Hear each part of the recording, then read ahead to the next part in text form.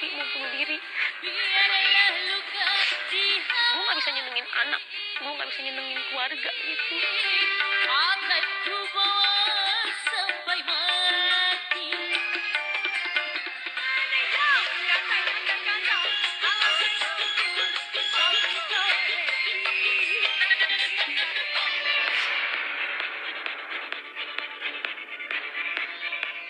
Seorang penyanyi dangdut di Pati marah besar kepada penonton karena disawer tepat pada bagian sensitifnya. Merasa dilecehkan, sang penyanyi melemparkan mikrofon ke arah panggung sebagai bentuk protes terhadap tindakan tidak pantas tersebut. Kejadian ini memicu keributan dan memaksa pihak keamanan segera turun tangan untuk mengamankan situasi serta meminta pria tersebut turun dari panggung.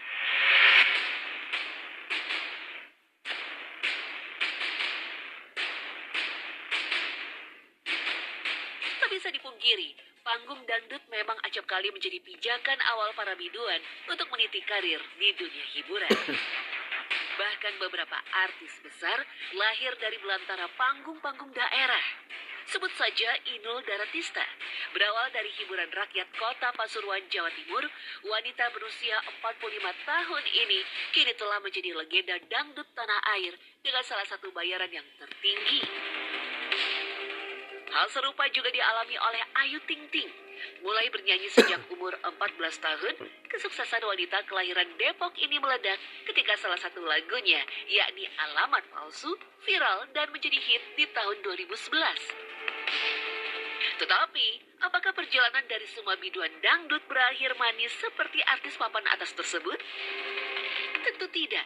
Ada sebagian di antara mereka yang tetap harus berjibaku dengan kondisi hidup, mengalami pelecehan, bahkan sampai meladeni persaingan di luar nalar.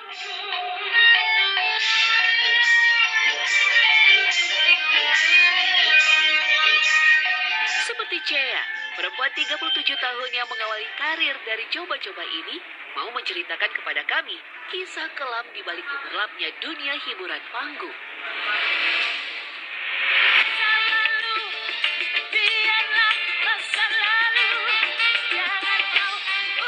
Chea yang sejak kecil sudah dikenal jago menyanyi, kemudian mencoba menekuni dunia tarik suara ketika menginjak usia 14 tahun. Waktu itu tuh terjunnya tuh iseng-iseng aja, coba-coba aja gitu. Nah akhirnya jadi kenal dari teman ke teman, udah ditawarin nyanyi kesini di kafe juga, sampai ditawarin rekaman juga. Meski sudah menyandang status sebagai biduan panggung, namun rupanya hal itu tak menjamin penghasilan yang diperoleh. Tak jarang, Chea sama sekali pulang dengan tangan hampa alias tak mendapatkan uang sama sekali. Honor menyanyinya dan uang saweran dari penonton habis dipotong untuk membayar biaya operasional yang ia butuhkan sebelum manggung. Dari transportasi, sewa baju, uang makan, sampai pembelian make up untuk riasan wajahnya. Sering kalau kayak gitu sering. Kita kan kadang suka jauh ya, dapat jobnya jauh, bayarnya segitu. Kita kadang suka gede di ongkos gitu. Tak hanya masalah honor dan pendapatan saja, perempuan asal Tambora, Jakarta Barat ini rupanya juga kerap mendapat perlakuan tak mengenakan dari para penonton. Kita lagi nyanyi nih, kadang kan ada namanya penonton gitu kan menyawer, ada yang setengah udah rada mabok ya. Mulai deh kurang ajar. Ada yang nyawernya di sini, nyawernya nempel-nempel, meluk-meluk gitu.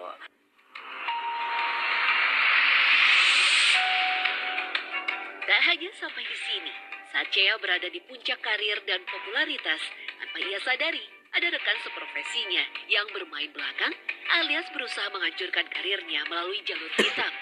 Alhasil, Chea sering mengalami sejumlah teror di luar akal yang mempengaruhi fisik sampai performanya di panggung. Setiap mau maghrib, menjelang mau maghrib, itu badan lemas, maunya tidur terus, gerak aja nggak mau. Pernah ke ibu angkat saya, di rukiah gitu. Iya ada yang ngerjain, saingan. Ya teman manggung, profesi. Ya ada iri kan pasti gimana gitu. Yang di aku nggak ada di dia, dia juga nggak ada di aku gitu kan. Sampai pernah aku nggak jalan, dibikin nggak jalan. Iya.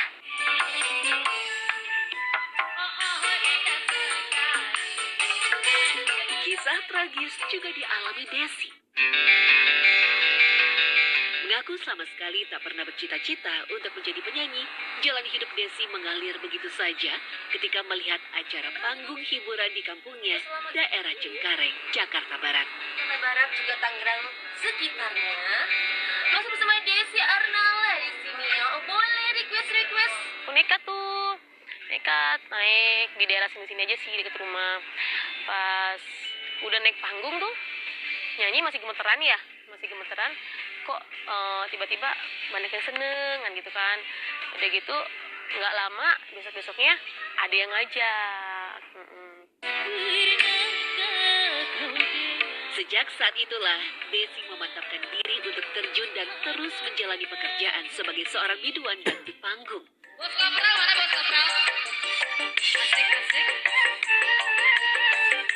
Beberapa tahun menjalani profesi biduan, nama Desi pun lambat laun mulai dikenal. Pundi-pundi rezeki yang diperolehnya pun terbilang lumayan, cukup untuk kebutuhan hidup dan juga mengubah penampilan. Satu hal yang membuat Desi harus menghadapi stigma miring dari para tetangga. Desi berangkat itu dari jam 9 malam, nyanyi sampai jam 1 malam. Itu pernah disindir, woi laris nih gitu. Bahkan sejak rumor miring terhadap dirinya mulai menyebar, tak jarang ibu 4 orang anak ini kerap diperlakukan tak sopan oleh para penonton. Terlebih penampilan Desi saat menyanyi lekat dengan riasan dan pakaian yang terbilang seksi, membuat aksi pelecehan fisik pun tak bisa ia hindari. Emang bajunya seksi kan, emang nggak dilarang juga kan sama yang hajat kan. Sampai ada yang nyawer itu ngebisikin ke kuping, kalau kamu nggak mau dipegang, saya nggak mau nyawer. Langsung saya ngomong, maaf bang, saya nyari duit di sini, bukan jual diri.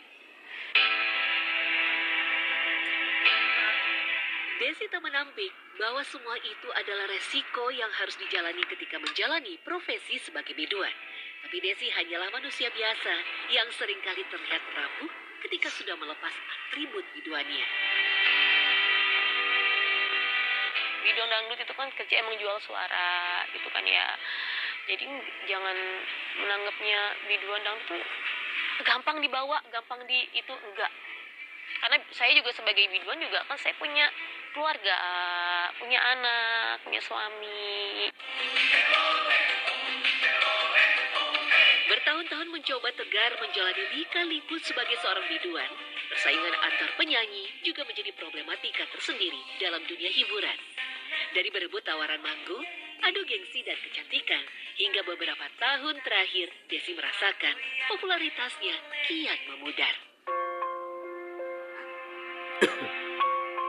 Kini, demi tetap bisa menyambung hidup keluarganya, segala daya dan usaha pun dilakukannya. Dari berjualan makanan sampai mencoba peruntungan menjual pakaian manggungnya. Sempat mau bunuh diri. Tuh mikirnya gini, gue nggak bisa nyenengin anak, gue nggak bisa nyenengin keluarga gitu. Lo merasa gagal? Cuma kepengen keluarga bisa makan layak aja udah gitu. Namun di balik segala duka yang mewarnai gemerlap kehidupan biduan panggung, Cea dan Desi tak berpikir sedikit pun untuk menyerah. Dengan kekuatan doa kepada Yang Maha Kuasa, mereka akan tetap tersenyum di balik tangisannya, demi bisa tetap menjadi harapan dan kebanggaan untuk keluarganya. Betapa senang rasa hati di hari yang bahagia